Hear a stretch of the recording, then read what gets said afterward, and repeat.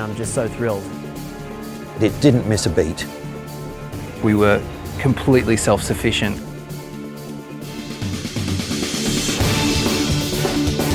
UAVs are a fairly new technology, at least in terms of how they've been available to the filmmaking community. And they've become a very, very powerful tool for being able to get amazing, spectacular aerial shots without the need of hiring a helicopter and everything that goes along with that. From the filmmaker's point of view, it's a really amazing evolution of the digital era and this revolution in filmmaking in terms of being able to get cinematic, epic results without having to spend huge amounts of money. The S900 is fantastic.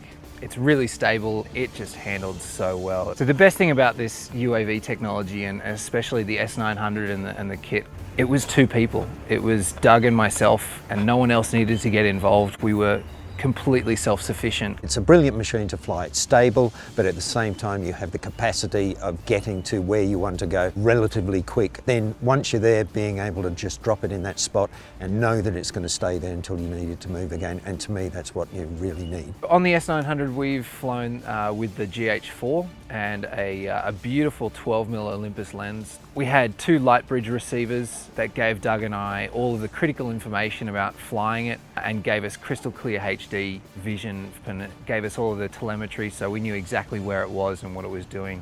Rough Stuff was shot on the Sony f55, which as we speak in 2015 was actually one of the latest and state-of-the-art cameras. So will the GH4 footage actually match with the f55 footage? And what we're finding is that it matches beautifully. The GH4 is actually a really powerful camera for the kind of shots that we're doing. We've already done some tests and it's already looking fantastic next to the f55. We decided to shoot 200 megabits per second at 1080 instead of 4K. So it gives us more color information to work with when we're matching that in the grade. Our original plan was to shoot our aerials sometime around mid-March. It actually turned out that some of our key crew members weren't going to be available mid-March, so we had to pull up the shoot. We had no choice but to pull up the shoot to late February. Turned out that Doug Stickland, our UAV operator, his S900 UAV wasn't going to be available until mid-March. It was still being built and tested. We had an operator, we had a camera, we had a crew and cars and everything, but we just didn't have anything to get up there and fly with. So we found ourselves in a bit of a bind, and so I went to the guys at Digitalogic and said, is there anything you can do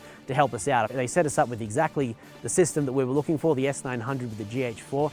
We didn't have to go anywhere else. Digitalogic were the one-stop shop. Everything was there. We had the controllers, we had harnesses so we could, walk around and comfortably carry the controllers. We had monitors, we had everything we needed to get the job done, and there was nothing missing. They've been brilliant, and full marks to Harney, because everything we use has been, has run perfectly. We've had no issues whatsoever. Digitalogic and the team have helped us out in so many ways, supplying us with great gear and a lot of technical support and helping us with testing and getting everything to the standard of quality that we wanted for this production. I'm absolutely over the moon about the results that we're getting. I'm looking at the rushes at the end of the day, and I just can't believe the quality that we're getting with such a light crew and with such a small camera. It's a whole new ball game. So through a combination of a great crew, a UAV operator who's just nailing every shot, a DOP who just knows exactly what I want, and Digitalogic who helped us out with exactly the system that we wanted, it's just been a dream come true.